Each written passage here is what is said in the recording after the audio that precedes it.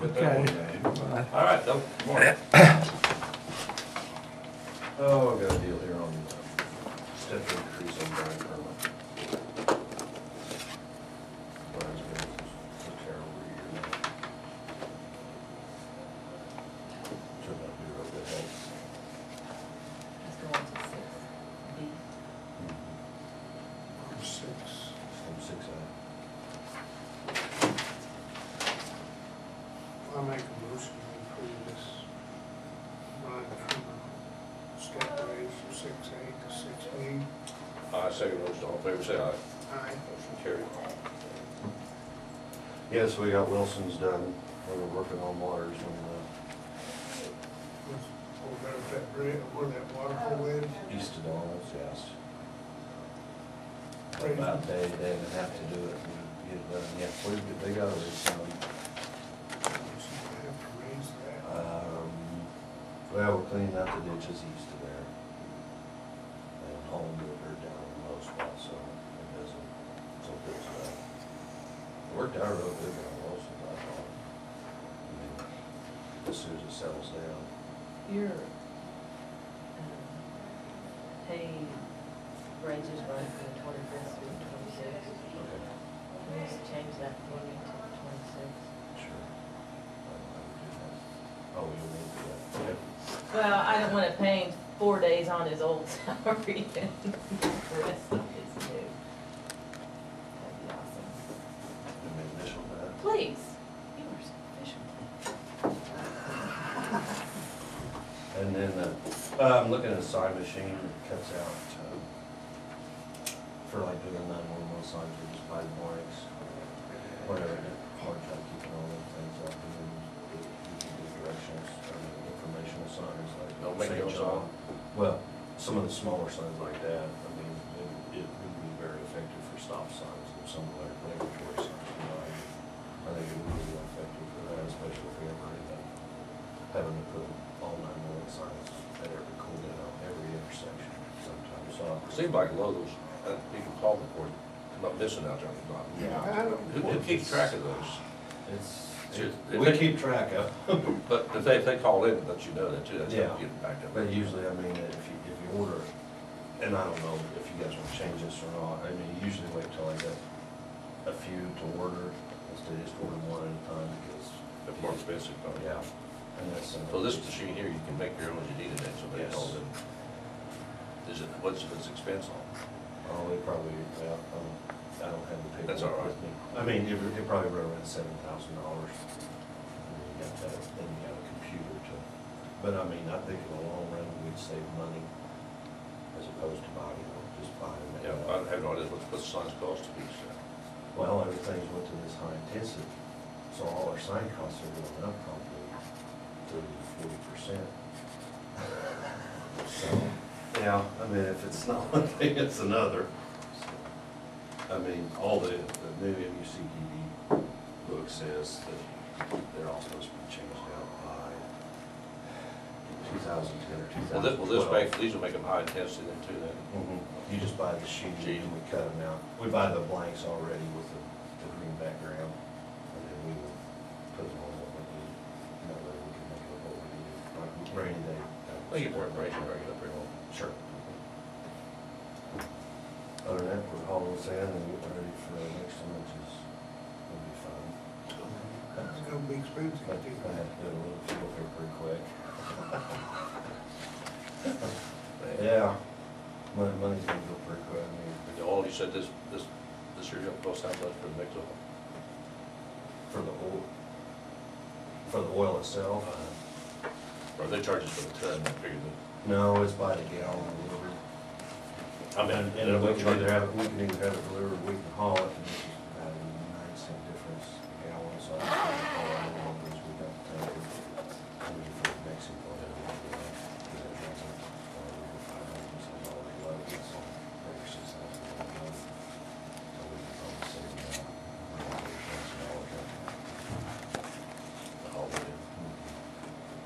Where do you have to go to get it? Dodge City. Dodge? I mean, it's not their fault, I mean, everybody just put surcharge on it. Oh, yeah, with all price fuel. how these truck drivers get going. Yeah, I don't either. We turned out pretty fortunate, we are hauling our rock, our experience from Marion, he was pretty surprised. He told me the other day, he said, well, that price probably really wasn't coming to him, but we had such a bad winter, there's so many days that they just couldn't haul, that, he got, in fact, he didn't finish up until Friday, hauling the rock, so we finally got all our rock material. We finally got all our streets, sand streets, yeah. Okay. That's all I have. All right, great. Thanks, Lou. You have anything this morning about that? Do you have anything? We have the first proposal on the roofing for the first round of hail damage. They're coming back to look at it again. Okay, we'll just wait and see what the, Well, I think you need to go ahead and, if you accept that, because we're having to do a whole nother claim for the new damage. so this is the insurance that's taking care of this, huh? They'll be at $500 deductible, yeah.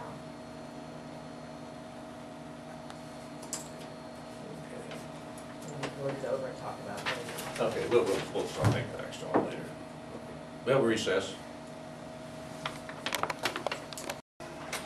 I see you both have the copies of the comprehensive plan. That's correct, lady. Good. Well, this is the time of year again for us to reevaluate what our new goals are going to be for the next year and what we're going to do to reduce those folks that go to prison and increase those that to successfully complete our program. And You so. might have to say for Campbell what you're representing. Oh, sure, I'm sorry. My name's Amy Boxberger. I'm with Central Kansas Community Corrections. We provide intensive supervision services for the 20th Judicial District, which is Barton, Rice, Ellsworth, Russell, and Stafford counties. And we are submitting our comprehensive plan, and this is the plan that kind of outlines the goals and objectives for the next coming year. The Department of Corrections has done things a little bit differently this year. We used to get paid on what was called average daily population. So when you had however many people you had, when you saw an increase, you were likely to see an increase of funding that came down. Well, this year, it's actually a competitive grant process throughout the state for the community corrections. So that, and if you remember, I was here about 7 months ago with the risk reduction initiatives with Senate Bill 14. And so a lot of different factors have said that, you know, it's probably an outdated form of payment as far as average daily population. So they've gone to this competitive grant process, which that's why I think that this plan is probably a little bit more comprehensive than it has been in the past. I've said this is kind of like Community Corrections 101. It kind of gives you from the start. And we get felony offenders who are sentenced by the court to complete an intensive probation assignment rather than going and doing their prison time. So if they successfully complete all of those obligations, then we're going to start to see them, then obviously we show that our program's working. There's been a lot of emphasis on research to see what is it that those factors that the difference between those are successful and that those are unsuccessful. And I think on page starting on page 5, when a person comes on to our program, we do what's called an LSIR, which is the level of services inventory revised. And this kind of looks at the different domains that is going on with a person's life. You'll see criminal history, education, employment, financial, family, marital accommodations, leisure and recreation, companions, alcohol and drug, emotional, personal, and attitudes and orientation. Those are the different domains that we score on as far as the assessment.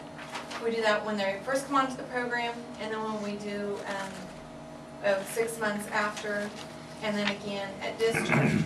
And we kind of look at what are those high-risk areas that people have coming onto the program, and then what services can we provide those people to help lower those scores so that we're not just getting short-term compliance for a person while they're on the program, but actually helping them to create some good habits and set them up with some resources so that they don't come back onto the program, which is the ultimate goal.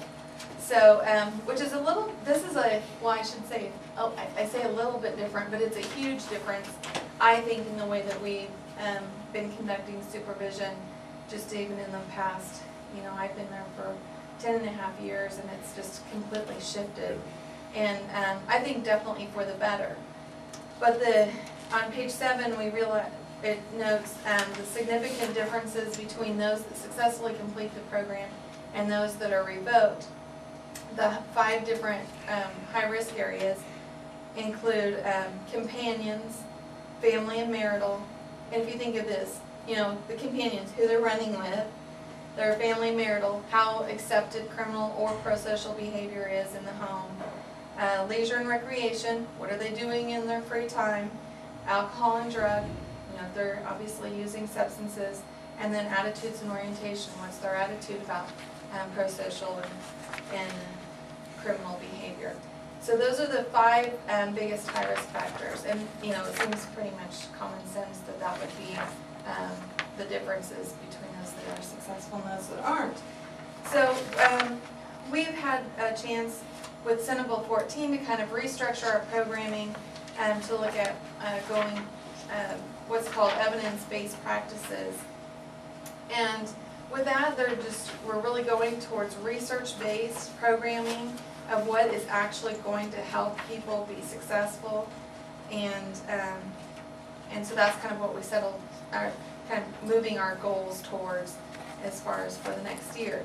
And that's the biggest thing, is really engaging the family, is what I've seen some gaps as far as what our principals say that we need to go towards in dealing with offenders, and so that's what we're starting with next week, or next year, excuse me. And so what we're going to start to see some pilot programming that I am looking to start in Great Bend or in Barton County. But these are very simple principles. I think that because a lot of it's engaging the families and the offenders in different resources. A lot of the different community resources, just because they're not housed in smaller counties such as Stafford County, does not mean that those people don't cover them in their catchment area. So in the next year, we're looking at really trying to bring in and pull those community partners to outsource what they have to offer with our offenders and invite their families. Not because it's mandatory for probation, but because this is what they need in order to get their life back in order and make good and healthy choices. And sometimes, like I said, it's something that we're piloting in Barton County. I'm looking to use, for example, we're looking at like a lunch and learn type of a format for offenders to invite themselves, their families, and while they're eating lunch, we've got maybe 3 or 4 different service providers that give little, you know, they're able to provide spotlight. It's not rocket science. I definitely see that, you know, especially folks that we supervise on Russell County, Stafford, where am I? Stafford County. But I think that we can either provide some sort of incentives to get them here, or to provide and see who covers where, because everyone's catchment area seems to be different, and really focus in on what services are available and who those contacts are to bring them. So even though, yeah, it's Barton County, and I've got for this next year, I'm applying for some money to expand some services in Rice and Russell. Everyone is really benefiting, because the more fingers you get out, then you start to see, well, you know, the Rice County contact person also covers Stafford County, or, you know, in Ellsworth or the Russell. You start to see those different catchment areas. So I think it's a really positive thing. And if you look for ultimate goals, I guess starting on like page 32, we see the lunch and learn, provide opportunities for offenders and their families to learn about resources in the community. We currently provide drug and alcohol free events, calendars, community calendars that we hand out to our offenders every 2 months. And it just kind of gives them an overview of maybe some things that are going on. We say that you can go on like a tank full of gas or half a tank of gas. And as kind of some motivation for people to go outside their comfort zone. And maybe they're interested in some different activities that are going on, and give those. So that's how we're promoting these kind of lunch and learn. And we'll ask and require that the offenders that we are targeting for services are what I label as medium to high level risk. And so if they've scored 2 out of the 5, that's top 5 risk domains that I talked about earlier, then they're automatically targeted for services so that we can get those risk scores down for the next time. And then also we have what's called a Thinking for a Change group, cognitive group sessions that we just started actually last month in April. That was part of the Senate Bill 14. We actually hired somebody, we're able to hire somebody, got that person trained to be able to facilitate the groups, and they've started next month, or last month. So we're wanting to expand those, like I said, into Rice and Russell counties, and I also see for the Ellsworth and Stafford counties being able to provide some either gas cards or some kind of incentives for offenders that are still in that catchment of needing the services from us, but obviously it's just not feasible to bring a program where there's not the clientele to support that. So it'd be easier for us to provide them means to come to us. So, but obviously if there was if we got to the point that was a need, then we would obviously reevaluate our goals. Also, about those things for a change. Our ultimate goal, of course, is to increase offender success by 20% and reduce the revocation rates by at least 20% from the fiscal year 06 revocation rate and their data. All of our staff will actually, I have two staff that need to be trained, but we're all moving towards a different way of supervising. We've attended classes that's called Advanced Communication and Motivational Strategies.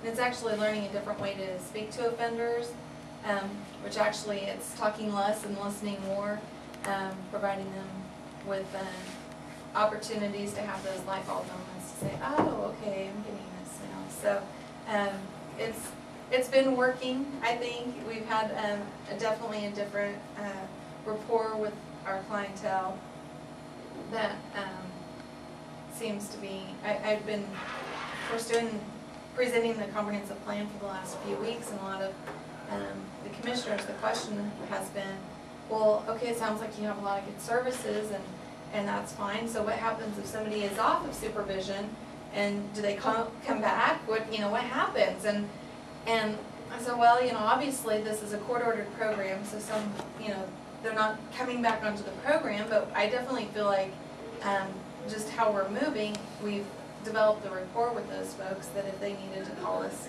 to get back on track, they could. And I'm telling you, it was like I said this, and the floodgates have opened.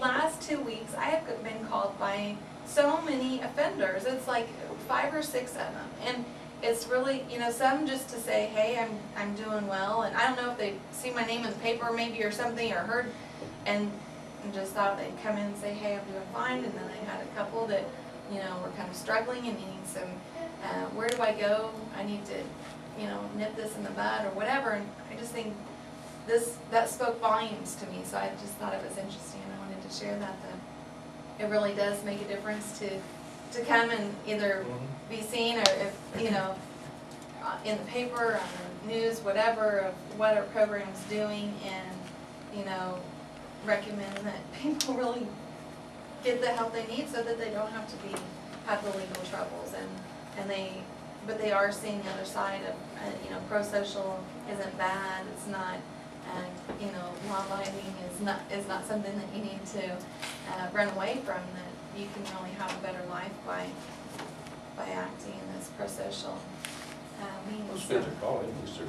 Yeah, it's been amazing. I'm just said, there's Shocked. another one. Yeah, I just said, it's been great. It's been nice though. I mean, it really keeps you motivated to do what we need to do and realize that it's, you know, it's not, when I get into administrator mode of outcomes, we need to make sure you're doing this and making sure that it's really kind of reminding us that there are people involved, and when we see more involvement from the families, that how it trickles through. I mean, we've all had people that, you know, have had struggles in our own families, and if it's not directly in our core family, it's an uncle or a cousin, and it really does, the ripple effect goes way deep. So it's always interesting to see that, and to start playing more of a part in that. So it's good. Also, if you notice that there were 3 different budgets that I had to submit. One budget was to maintain the current, or did you guys get the budgets? Okay. Oh, well, I've got them here. We had to submit 3 different budgets. One budget was for current resources. That was to maintain services just as is. And if we have, we had to submit a budget for enhanced resources, so to give all of the great things we could do if we had more money, which was not hard to come up with, by the way. And then we had to submit a 3rd budget for a reduction, a 5% reduction on the first one, and that obviously was, for us, we had to trim down the offender costs that we are able to pay for, that I had applied for in the Senate Bill 14 grant. Some, like paying for evaluations, some treatment. Johnson County Residential Center, because they are also county funded on their program, they actually charge the counties in which they came from, which is like $7,500 to send them offenders through that program. So obviously those are the extras that got cut, and so I haven't really been as far as thinking about, or it's been hard for us to let go of some of the money that we're not used to paying for. So that's been something that I'm working on, as far as recognizing when somebody isn't getting a service because they can't afford it. We just really, I think we have a lot of good services in the 20th Judicial District that really work with our offenders. I know that with our, we have an outpatient treatment program that we started last January, and you know, we just don't turn people away for non-payment. Now, when there's non-payment paired with other problems, then obviously that's a little easier to say that they need something else. But anyway, those are the budgets, and if anyone has any questions, I do my best to answer. People who've got checks on, do you have? For just the intensive supervision officers? Well, yeah, or probation officers, whatever. Yeah, we have one ISO 2 that she was actually hired with the Senate Bill 14, and then we have 4 ISOs. So we have a total of 5 people that, with 5, the full-time equivalent.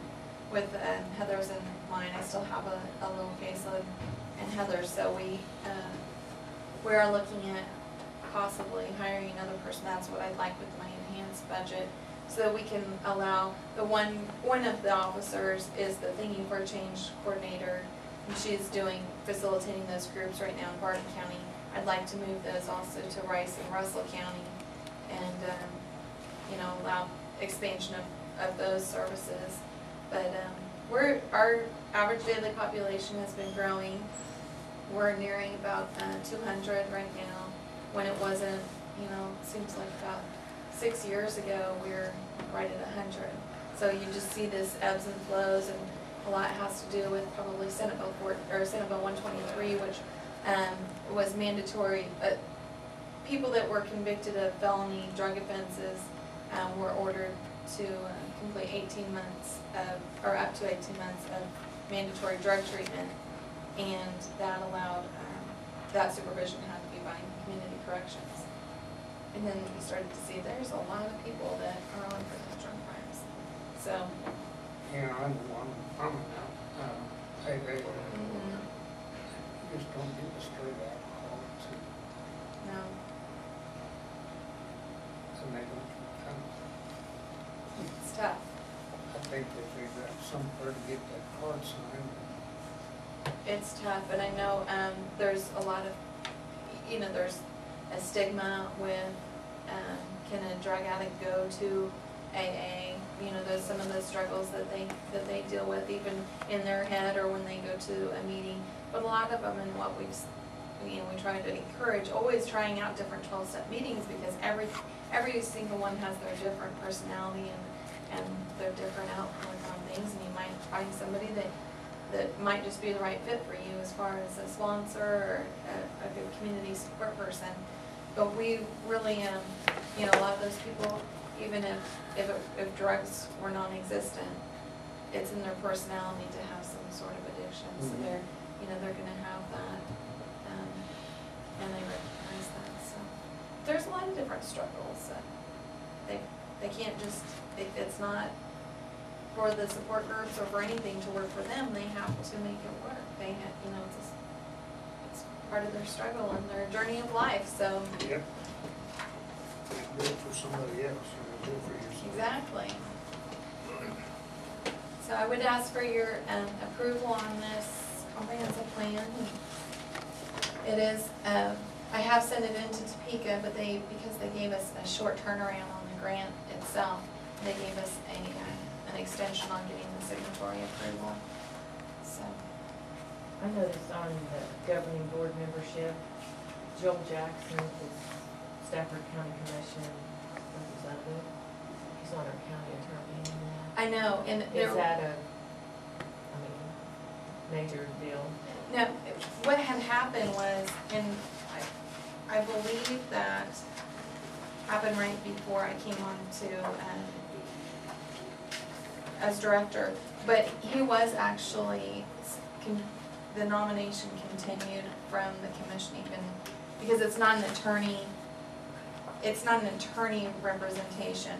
But if there is, if you are, we are looking at, 32. oh, my pages are different. I have 27. No, mine has 32. That's funny. Oh, sorry. I was leading you astray on Yeah, you was going through there I trying was to keep up referring with it. to I'm Wow. sorry. I wonder what, I must have changed the font or something.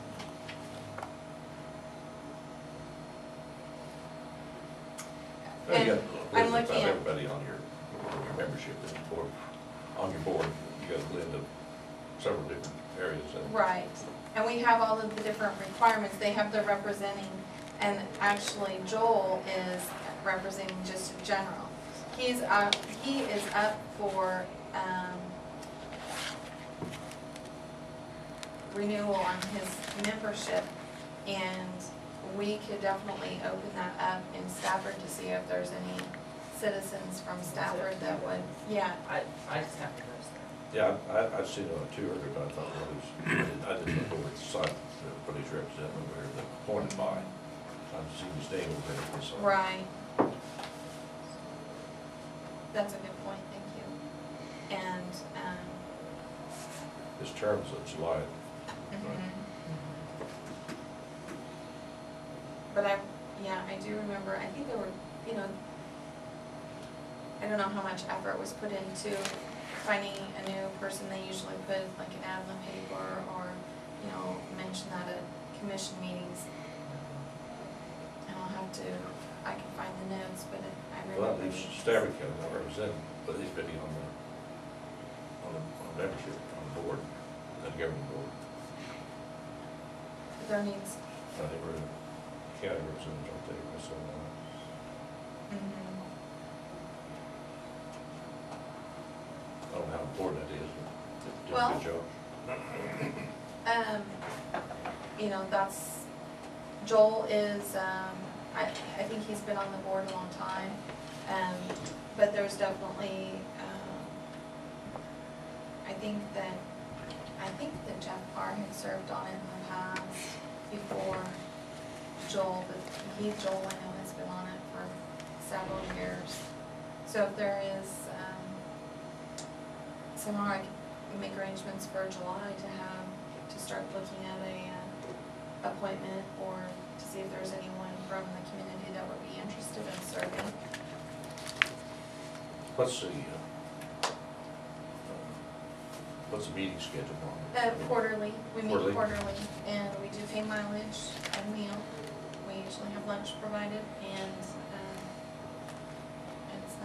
that's how we've done that, but I think it's important to have your community represented, so. See if we can find some. Yeah, I think it'd be good to have something about community now. Yeah. So familiar with what's our community like, too. Basically what you probably discussed in the meeting. is what Right. Problems. Right. Yeah. Would either of you be interested? What? So would either of you be interested? There you go. Yeah, pretty full. Another job for you. There you- He's retired, Oh, so we're trying to see? find a job. There you He's go. not nearly been doing it. Yeah. Oh, yeah. I've heard about those retired Not people. every committee's come up with that good audit, though, he knows that, says. Oh, I know. We usually meet the fifth Thursday of the month, unless it doesn't work with my reporting requirements. But that's generally The fifth the Thursday. fifth Thursday of the month, and at noon in our office in Great Bend. Well, So- we might think about, see if we can't find somebody. Okay. I I will- don't have any problem with Joel serving, I'm sure he does a good job. Yeah, but even if, we can see if there is an interest in, this comes And from someone your from nomination. our area, then, Right. yeah. Okay, we'll see. Okay. Sounds good. Well, thank you. Anything else on questions, guys? Are you gonna approve or plan? Oh, yeah, I think so. I move we approve this comprehensive plan. What's on your, I'll second it, okay. Move the second, all in favor, say aye. Aye. Motion carried. Okay, Great. And then I get your signature. that was your whole purpose coming down, wasn't It was. I wanted to say good morning. Didn't have anything else to do today. Yeah, you know. Okay.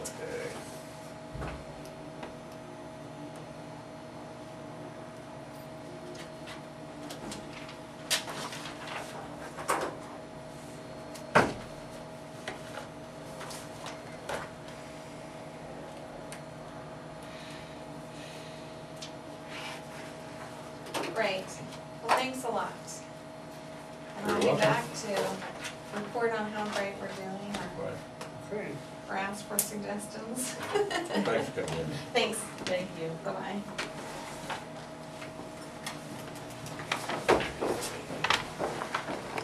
We have a proposal for this, Western roof and fixer roof, that's basically the same what we're gonna get for the insurance. We probably need to prove this today, don't we? Mhm. So start it. I'll move we approve that. It's $11,895. And I'll second it, all in favor, say aye. Aye. Motion carried. Okay, anything else now? No recess.